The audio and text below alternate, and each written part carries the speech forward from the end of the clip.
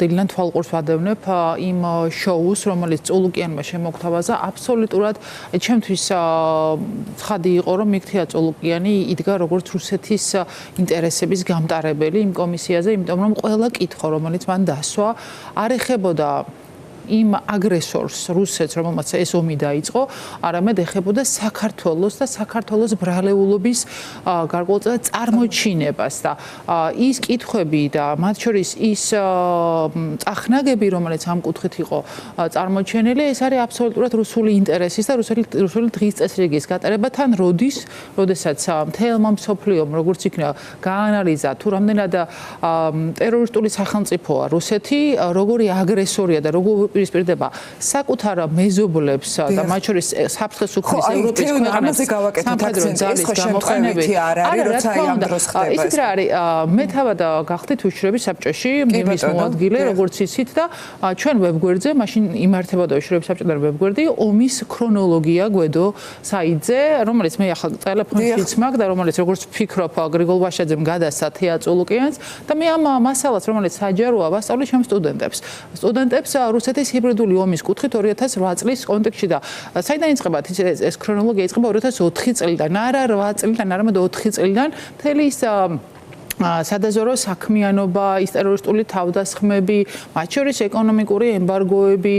2007 წელს იყო დაწყებული მათ შორის ზემო აფხაზეთში კოდორის ხეობის დაბომბვა და მე თავად 2007 წელს ვნახე აჟარაში ეს ყველაფერი და აი ახლა როდესაც ისინი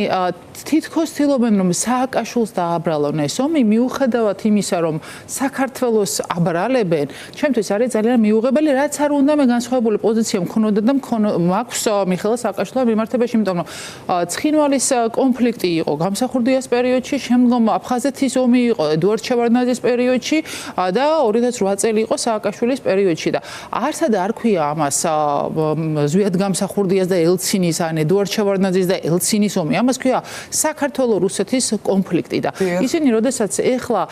ცდილობენ წარმოაჩინონ რომ სამშვიდობო პროცესი საქართველომ ჩაშალა მიუხედავად იმისა რომ გასაგებია ეს რომ რუსეთის ინტერესი იყო და არასდროს არც ერთ ჯერზე მშვიდობის ინტერესი რუსეთს არ ქონია საქართველოში. ყველა ის სამშვიდობო შეთანხმება, რომელიც საქართველომ გააფორმა რუსეთთან, იქნება ეს დაგუმისის ხელშეკრულება, იქნება ეს მოსკოვის შეთანხმება, სოჭის შეთანხმება, როდესაც ჩვენმა ჯარებმა დატოვეს აფხაზეთი, შემდგომ დაეცა სოხუმი და აი ხა ეს ისტორიის გადაწერა, აი ესე საქართველოს პარლამენტი რო ქვია იმ შენობაში, ჩემთვის არის ძალიან ამაღელვებელი, იმიტომ რომ ეს არის ღალატის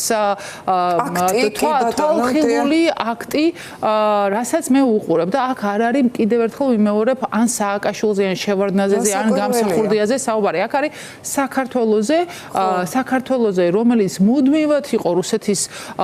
გავლენის ინტერესი და რომელიც არაერთ ომებს იწყებდა საქართველოს წინააღმდეგ და აი ეს სურათი თეონა რომ იმდენად შეპყრობილები არიან სააკაშვილის მიმართ პოლიტიკური შურისძიებით რომ სურისძიება იყოს სიმართლე გითხრათ, იმიტომ რომ შეუძლებელია ესეთი დაბრმავება იყოს გარკვეულწილად ამის ახსნის ამბავი. მათი მიზანი და საგამოძიებო კომისია როდესაც დაიწყო, მე ვამბობდი რომ ამ საგამოძიებო კომისიის მიზანი არის რუსეთის გათეთრება ამ ომში, საქართველოზე მისი ბრალის გადმოუტანა და ეს ხო მე არ მომიტანია რაღაცა მარტჩიელობის დონეზე, ხო? თვითონ წავიდა ეს ბიძინა ივანიშვილი გორში, სამარცხვინო ბოდიში ოკუპანტებს მოუხდა, დააბრალა ომი საქართველოს და მე რა მოხდა, მოდით გავიხსენოთ რა მოხდა. ჟენევაში მე რუსეთმა მოსთხოვა საქართველოს რომ კარგია რომ ბოდიში მოიხადეთ, კარგია რომ აღიარებთ რომ თქვენი ბრალეულობა, მაგრამ მოდი ხადა ხელი მომიწერე აფხაზეთის ცხენვალის აღიარებაზე. აი ნიუსის ნაწილში გავაცანი მაყურებელს ივანიშვილი რეჟიმის საგარეო საქმეთა სამინისტროს ინფორმაცია რა თქმა უნდა, მაგრამ ამ სამარცხვინო ბოდიში შემდგომ ჟენევაში ორჯერ იყო ჟენევის ხტომა, ერთი იყო ნოემბერში, მეორე იყო ეხლახან, სადაც პირდაპირ თქვენს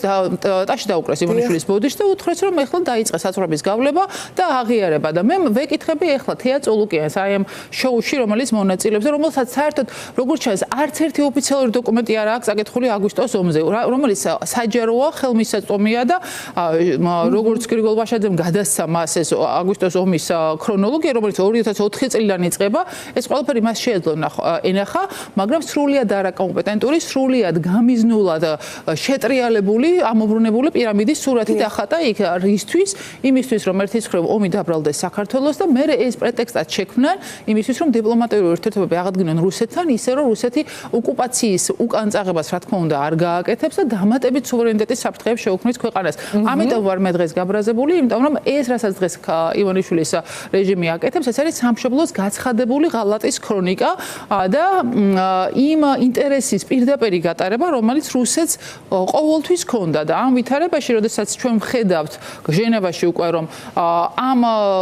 პრეტექსტს იყენებს რუსეთი რომ მიაწვეს საქართველოს რომ აფხაზეთის და ცხინვალის ეგრეთ წოდებული დამოუკიდებლობის აღიარება მოხდეს და სრულიად დასავლეთიდან იზოლაციის პირობებში რაც ასევე ივანიშვილის რეჟიმმა შექმნა ძალიან პატარა ნაბიჯი რჩება შემდგომ სუვერენიტეტის კიდევ უფრო შეზღუდვასა თუ საერთოდ ტერიტორიული მთლიანობის მშვიდობიანად აღდგენის ოცნების საბოლოო ჯამში დაშლაზე რომელიც ევროკავშირის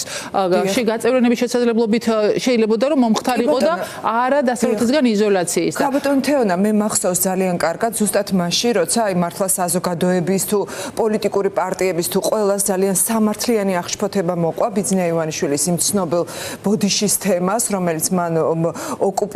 ოკუპანტების მიერ დაბომბილ ქალაქში გააკეთა კამპანიის დროს მათ შორის თქვენი პარტიის წარმომადგენლები ლიდერი სხვა პარტიის წარმომადგენლები ვიყავით ხო როგორი რეაქცია მოყვა და აი ეს მინდა რომ თქვა დიახ ზუსტად რომ ეს არ არის არც ამ კომისიის შექმნის არც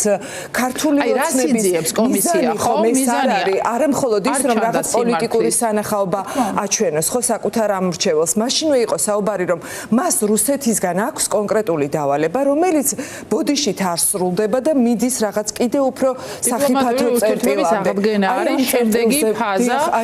და სექტემბერში ისინი აპირებენ დასკვნის დადებას საგამოძიებო კომისიის მე სიმართლე გითხრათ ამ საგამოძიებო კომისიაზე ყველაზე მეტად რაც მაშფოთებს არის აგვისტოს ომის ნაწილი სადაც ისინი ბრალ საქართველოზე ივანიშვილის დავალების შესაბამისად წარმოაჩენენ და რუსეთის აგრესიის როლს გაათეთრებენ მიუხედავად იმისა რომ კიდევ ერთხელ ვიმეორებ სტრასბურგმა აღიარა რუსეთი როგორც ეფექტიანი კონტროლის განმახორციელებელ ძალად ჰააგაში რუსეთი დამარცხდა დიახ ქართული ოცნების პერიოდში მაგრამ დამარცხდა და ეხლა როდესაც ვხედავთ რაც საერთოდ არ მაინტერესებს არც ერთ პოლიტიკური პარტია არც მიშა არც ბიძინა აი აბსოლუტურად არავინ მაშინ როდესაც სასწორზე დევს საქართველოს სუვერენიტეტის საკითხი და ეხლა როდესაც ჟენევაში ვხედავ რომ აწვება ივანიშვილს კრემლი და ეუბნება რომ აღიარე, როდესაც ვიცი დამატებითი ის საფრთხეები რომელიც წამოვა აფხაზეთის მიმართულებით და ძალიან მალე წამოვა და როდესაც ვიცი რომ დასავლეთისგან იზოლაციის პირობებში საგარეო საქმეთა სამინისტრო აღარც კი მოუწოდებს ჩვენს პარტნიორებს რომ დაგმონ ეგრეთ წოდებული არჩევნები რაც ჩვენო პარტნიორობა წინსწრებად გააკეთეს და შემდგომ გაგრძელდა ამ ვითარებაში ეს არის გამოცხადებული ქრონიკა ღალატის და დამატებითი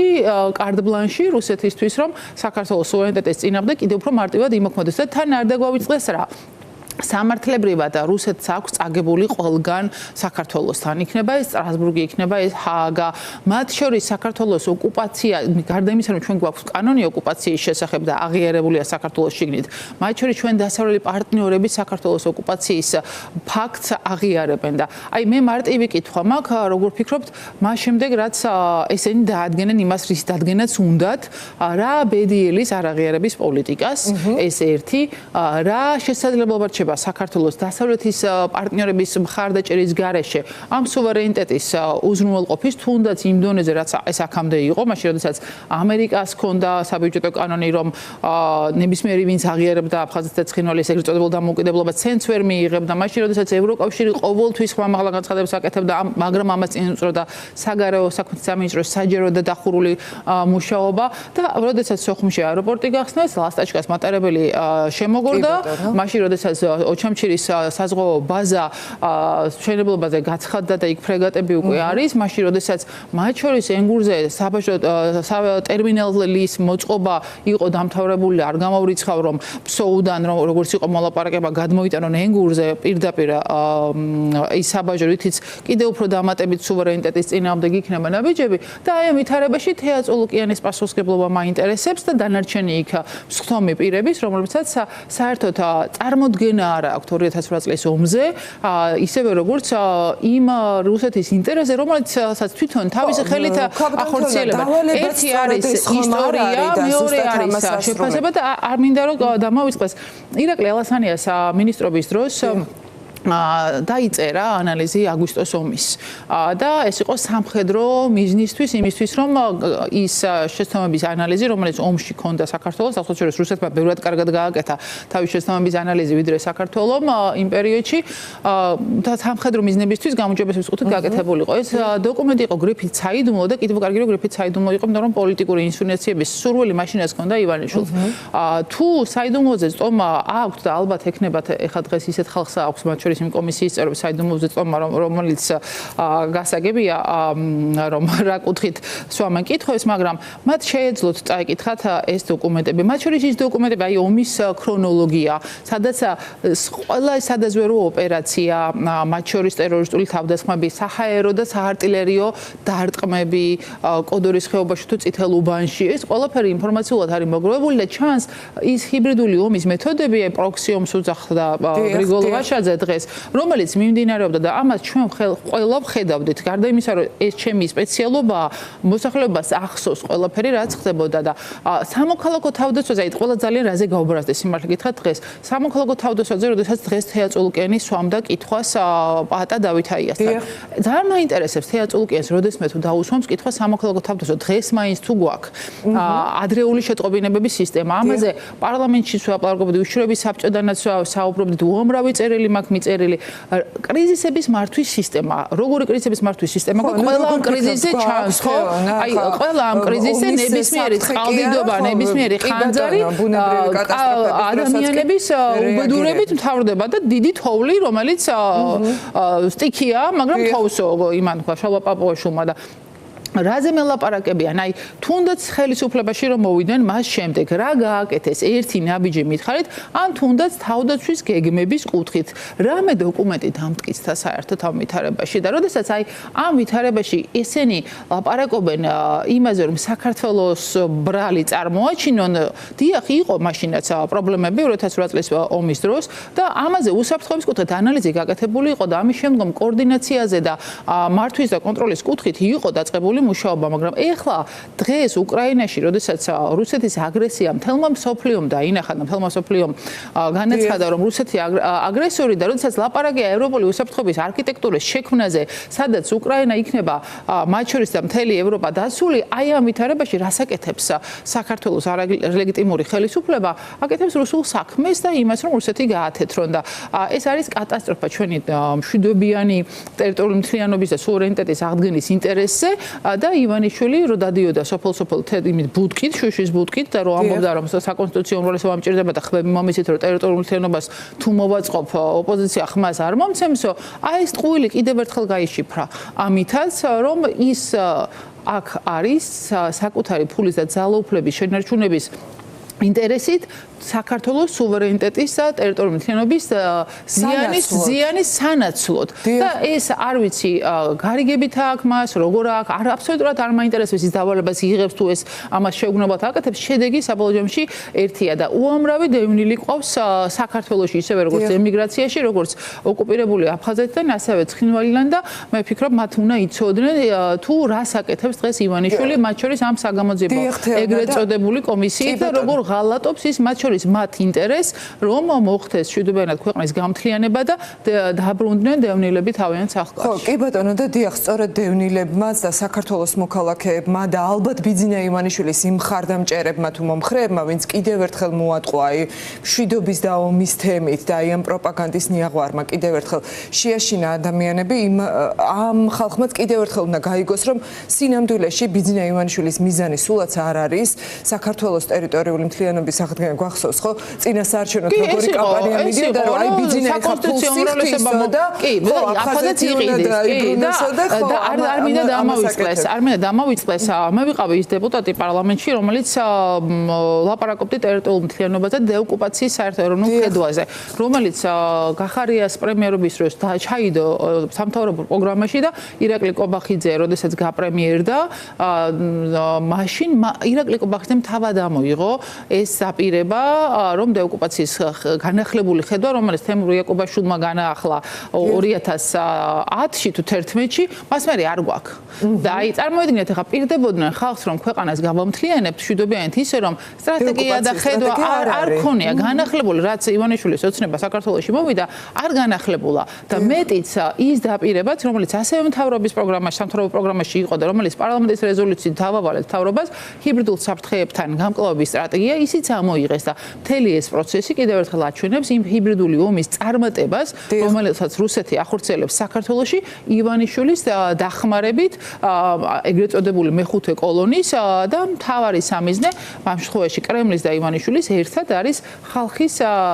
გონებაზე და ასე რომ ვთქვათ გულებზე იერიში იმისთვის რომ ის თავარი ინტერესები რომელიც საქართველოს აქვს შეცვალოს, ამოატრიალოს და აქციოს იმ ინტერესის გატარების მექანიზმად რომელიც კრემლს ყოველთვის ჰქონდა საქართველოში. კი ბატონო, არა მხოლოდ საქართველოს მოქალაქეების ინტერესის შეცვალოს და ამოატრიალოს, ის ცვლის ამით მთელ საერთაშორისო სამართალს, რომელმაც არაერთ გზის აღიანა რომ დიახ საქართველო არის მსხვერპლი, ოკუპანტი და თავდამსხმელი არის რუსეთი. ძალიან საშიშ პრეცედენტი საქართველოს უარყირავებს და ადგილებს პარლამენტის დასკვნა მიუხედავად იმისა როგორი არალეგიტიმური პარლამენტია გარკვეულ სამართლებრივ შედეგს მოიტანს და მე მაქვს კითხვა თუ ისინი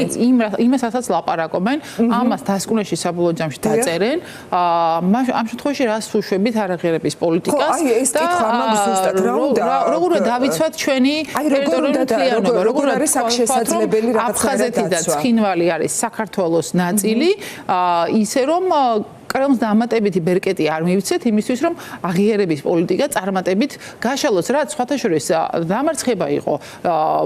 რუსეთის სერიოზულად და ეს იქნებოდა წინა ხელისუფლების იქნებოდა მოქმედი ხელისუფლების პერიოდში აღიარების ნაწილში რუსეთი დამარცხდა და საქართველოს საგარეო პოლიტიკამ წარმატებით შეძლო ის რომ რუსეთმა ბევრი ქვეყანა ვერ დაითანხმა იმისთვის რომ ეღიარებინა აფხაზეთის და ცხინვალის ეგრეთ წოდებული დამოუკიდებლობა და აი ამ ვითარებაში ეს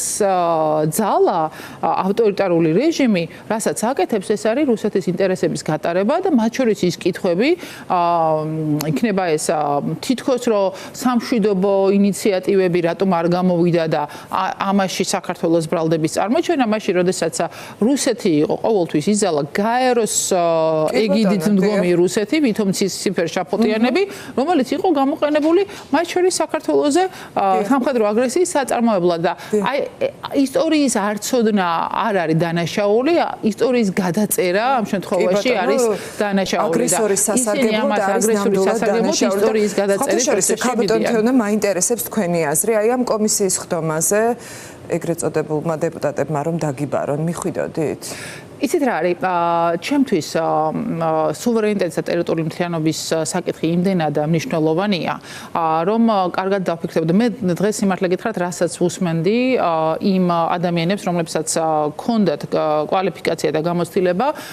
და დავინახე სარგებელი იმიტომ რომ მე დარწმუნებული ვარ რომ რა თქმა უნდა დასკვნაში ისინი ყველაფერს გააკეთებენ იმისთვის რომ ეს ყველაფერი არ იყოს მაგრამ საჯაროების კუთხით და იმ პროპაგანდის ამოტრიალების კუთხით რაც წულოკიანს უნდა მაინც მნიშვნელოვანი იყო რომ ის პასუხები ყოფილიყო რაც არის და ამ ვითარებაში არ მექნება ასე რომ ვთქვათ ერთგვაროვანი პასუხი მე ვერ დამიბარებენ იმიტომ რომ მე 2008 წლის ომის პერიოდში არანაირი თანამდებობა არ მეკეთა მაგრამ კიდევ ერთხელ ვერ გავკიცხავ ვერავის ვინც საქართველოს ტერიტორიული მთლიანობის და სუვერენიტეტის ინტერესით იქ მივიდა იმიტომ რომ გარკვეულწილად ეს მნიშვნელოვანი იყო დღევანდელ ამ სხდომას ხო ამის შემდეგ ერთი კითხვა გამიჩნდა მათ შორის ბატონ გრიგოლ ვაშაძე როდესაც იყო იქ მისული გასაგებია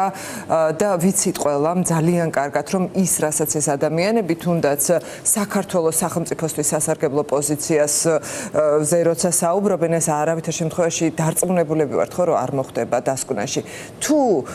საქართველოს არალეგიტიმურ პარლამენტში მიდიხარ 2008 წლის ომზე სასაუბროთ მე ერთი კითხვა გამიჩნდა არ ვიცი ახლა რამდენად გაიზიარებთ ამ შეხედულებას 2008 წლის საგამოძიებო კომისიის სტომა როდესაც მიმდინარეობდა, მაშინაც არალეგიტიმურად მიიჩნეოდა ოპოზიციის მიერ ის პარლამენტი, იმიტომ რომ ძალიან ბევრმა ოპოზიციონერმა მანდატი დაჯერა გაყალბებული არჩევნების გამო და არა, რა თქმა უნდა,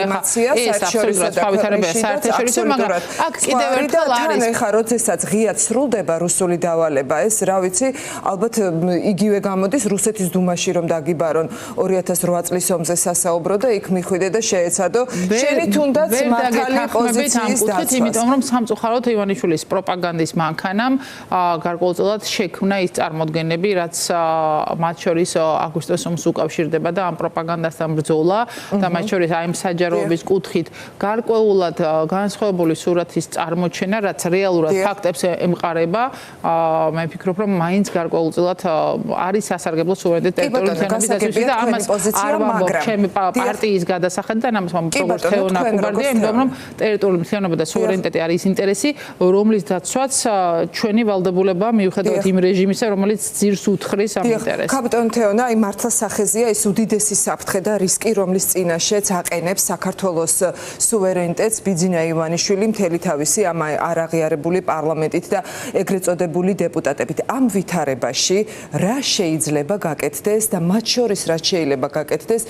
პოლიტიკური ძალების მხრიდან, რომ აი ეს საერთაშორისო წესრიგი, რომელიც იცავს საქართველოს და რომელიც არაღიარების პოლიტიკას ასე მყარად ინარჩუნებს წლების განმავლობაში, რომ აი ეს წესრიგი ვერ შეცვალოს ბიძინა ივანიშვილის აი ამ ნაბიჯში. ეს რა გააჩნია რამდენ ხანზე ვსაუბრობთ? თუ საუბრობთ მოკლევადიან პერიოდზე, იქამდე სალამ ჩვენ შევძლებთ ახალი საპარლამენტო არჩევნების მოთხოვნის მიღწევას. ამ შემთხვევაში ჩვენ რა შეიძლება რა უკვე შევძელით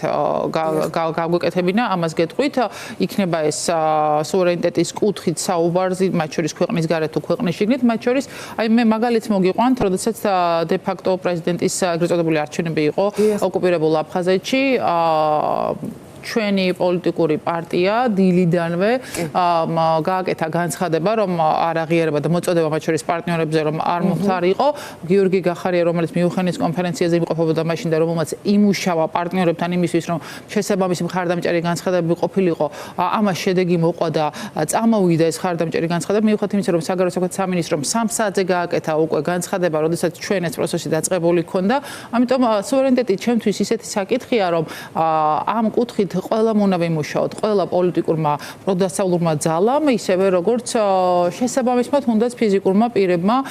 ინდივიდუალურად და ჩვენ გარკვეული წარმატებები ამ კუთხით გვაქვს, მაგრამ რა თქმა უნდა ვერ იქნება ეს საბოლოო ჯამში თარგმნილი შედეგში, თუ პოლიტიკური ვითარება არ შეიცვლება და არ იქნება დემოკრატიული და ქვეყნის ინტერესების მატარებელი ხელისუფლება და არა ერთი კაცის ივანიშვილის, რომელმაც საკუთარი ქვეყნის სუვერენიტეტი და ტერიტორიული მთლიანობა ისეთ ზიანის ხარჯზე